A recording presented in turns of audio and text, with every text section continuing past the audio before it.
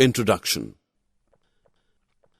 The blacksmith burns coal to get hot iron which can be beaten to desired shape. A variety of fuels is used in daily life such as coal, petrol, charcoal, LPG, etc. Do you know which chemical process is taking place during the burning of these fuels? It is combustion. In this lesson, you will learn about combustion of fuels. Objectives. At the end of this lesson, you will be able to explain combustion and its types, define ignition temperature, explain the necessary conditions for combustion, describe fire extinguishers, list types of combustion. Rohan is performing a simple activity. He is burning a magnesium wire on a flame. Notice carefully. Heat and light is also produced along with magnesium oxide. Now look at the burning of coal. This burns in air producing carbon dioxide, heat and light. In both the example, the substances are reacting with the oxygen of the air to produce heat and light. This process is called combustion. There are two types of substances. Some substances catch fire and burns, while the other group does not catch fire. As you can see, the boy is bringing a lighted matchstick close to the paper and glass. Paper catches fire, and so it is called combustible substance. The glass does not burn, and such substances which cannot burn in air or oxygen are incombustible substances. Let us discuss the conditions necessary for burning. Light a candle and cover it with glass tumbler. You will see that candle stops burning after a while. This implies that candle burns freely in the presence of air. Therefore, air is necessary for combustion. We just saw that a paper burns when lighted with a matchstick. Now bring the matchstick close to the piece of wood. The piece of wood does not catch fire.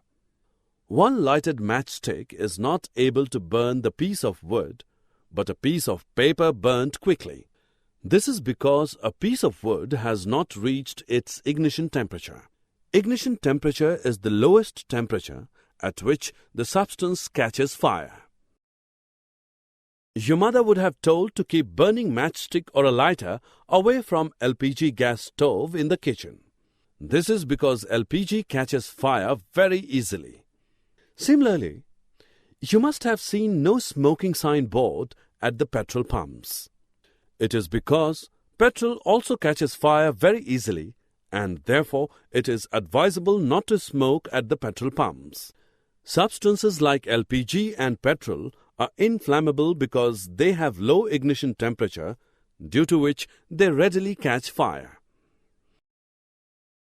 Now we will see how the fire can be put off. Fire needs oxygen, heat, and fuel to exist. However, it can be extinguished by removing any one of them. You must have seen fireman throwing water on the fire and the fire gets extinguished. Water brings the temperature of the combustible material below its ignition temperature and cuts off the supply of air. But water is not a good extinguisher for electrical or oil fires. For electrical and oil fires, it is best to use carbon dioxide as an extinguisher. Carbon dioxide, being heavier than oxygen, covers the fire like a blanket, due to which contact between the fuel and oxygen gets cut off.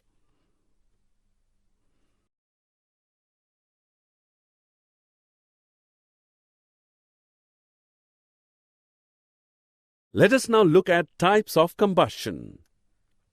You can see a lady igniting LPG in a kitchen to make food.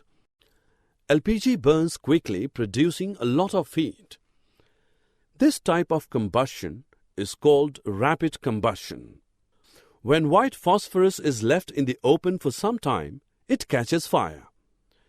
This type of combustion is called spontaneous combustion. Other example of spontaneous combustion is the forest fire and fires in coal mines. You must have used fireworks during festival days. What happens when the cracker burns? The burning of a cracker produces a large amount of heat, light, and sound. This type of combustion is called explosion. Summary. Let us summarize what we have learned. The substances which burn in air are called combustible. Oxygen in air is essential for combustion. Ignition temperature is the lowest temperature at which a combustible substance catches fire. There are various types of combustions such as rapid combustion, spontaneous combustion, explosion, etc.